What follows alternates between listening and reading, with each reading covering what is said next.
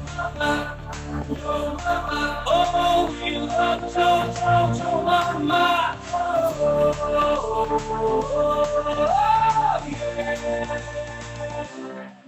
Ladies and gentlemen, welcome back to JoMaMa's Health Circus, the show where we juggle serious topics with a dash of sarcasm and a sprinkle of sass. I'm your host, JoMaMa, the seasoned nurse who's seen it all, from the ER to the ICU and back again.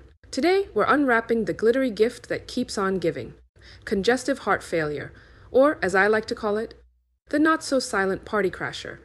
Let me paint you a picture about a guy we'll call Frank, because calling him Captain Oblivious seemed a bit harsh.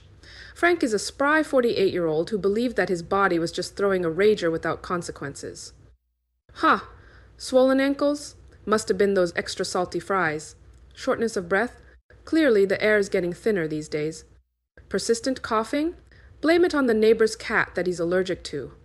Never mind that he doesn't have a neighbor with a cat.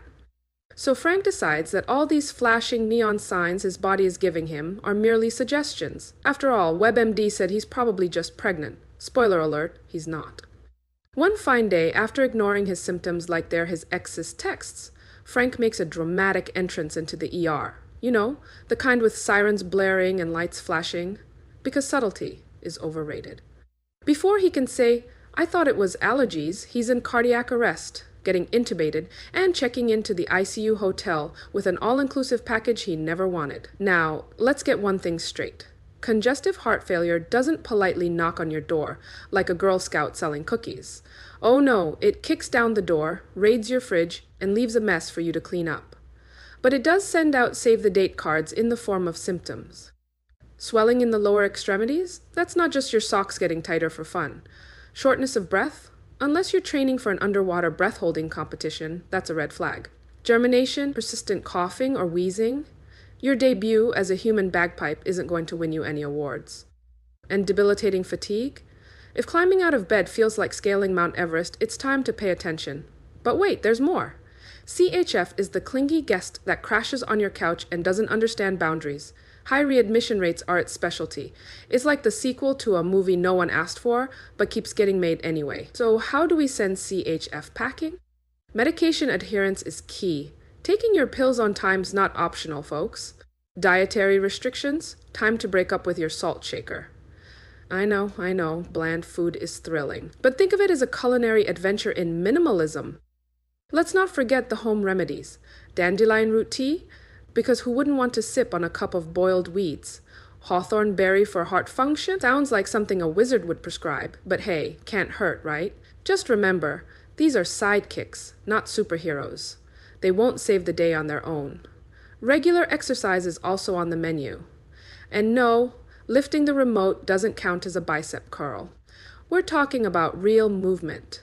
Preferably the kind that gets your heart pumping in a good way, not from binge-watching thriller shows. At the end of the day, ignoring these signs is like ignoring a check engine light on your car dashboard, and then acting surprised when smoke starts billowing out from under the hood. Newsflash! Denial is not just a river in Egypt. So here's the grand takeaway, folks. We only get one heart. Just one. It's not like socks where you can lose one in the laundry and have a spare. Treat your heart like the VIP guest at the exclusive club that is your body. Roll out the red carpet, serve it the good hors d'oeuvres. That's low sodium, of course. And make sure it's entertained but not overstimulated. Listen to your body's whispers before they become screams. It's not overreacting. It's called staying alive. A pretty important goal for most of us. Thank you for joining me on this roller coaster of revelations.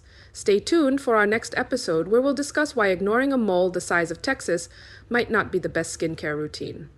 Until then, keep your hearts happy, your ankles unswollen, and for heaven's sake, if your body starts sending you messages, read them. Stay healthy, stay savvy, and remember, in the game of life, your heart is the MVP. Treat it right, and it'll keep the beat going.